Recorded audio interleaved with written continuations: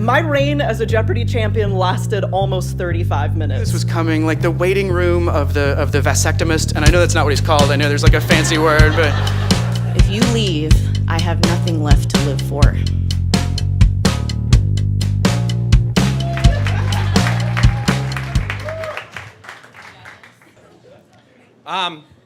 In 7th grade, I was terrified of the Dutch, which isn't something that really gets said often. But it's, in like the 16th century, they were fucking awful. They like were all over the Molucca Islands and doing things. But this didn't really have anything to do with that. No, in 7th grade, when I grew up, I was in junior high back when they had those instead of middle schools.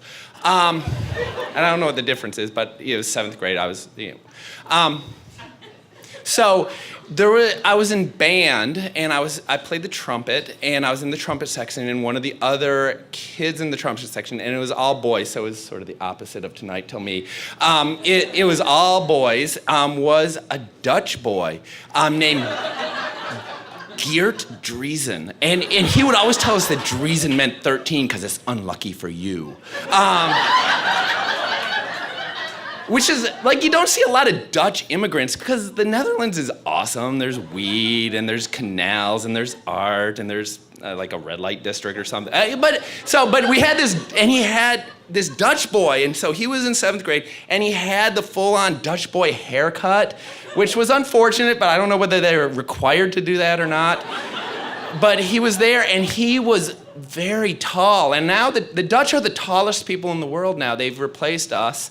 But he was really tall, an early developer for suburban rural Michigan where I grew up. And so he was like, and I was a very slow developer. In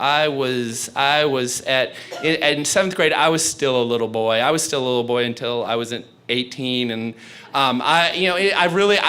seriously, I didn't get tall until then. I was Christina's size when I started high school, and college even. But Geert was like 6 foot tall, so he towered over us, and he was, I don't know why he was so mean. Maybe, it might have been because, the language transition and being in a new country.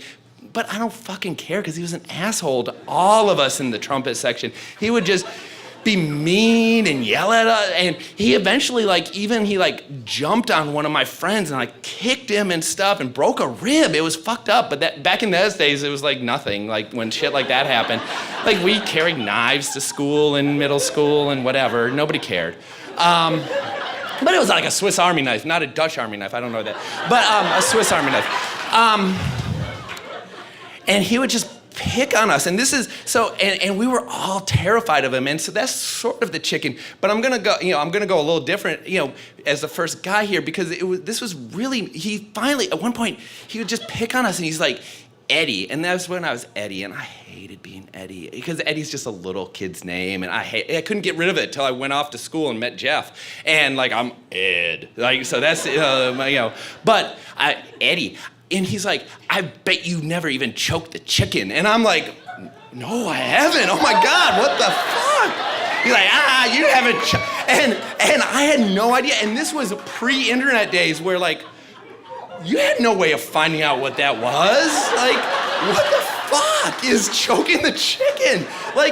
Seriously, I was in Boy Scouts, and one of the prime things about Boy Scouts, one of the real perks of that was we would do roadside cleanup, and you would find discarded porno mags on the side of the road, and that was awesome. That was a reason to be in Boy Scouts, was to find roadside porn, because that was the only access we had back then. But so I'm in 7th grade, that's 11 or something, and my daughter, who's 11 now, she's like, what story are you gonna tell? I don't know. No, don't think this about the boys in your class. So I fucking couldn't figure this out. I had to ask all my friends, and they're like, I think it's masturbating. And so puberty was still years away, but the thing that's fucked up is, I just, until, in recollection, it was hours, because my body didn't know what I was asking of it, but finally I was and then I came back and I'm like, oh yeah, Geert, yeah, fuck you, I choked the chicken, I choked my chicken, I did that. And he's like, all right, cool. And that was, so I guess that was my chicken story. So.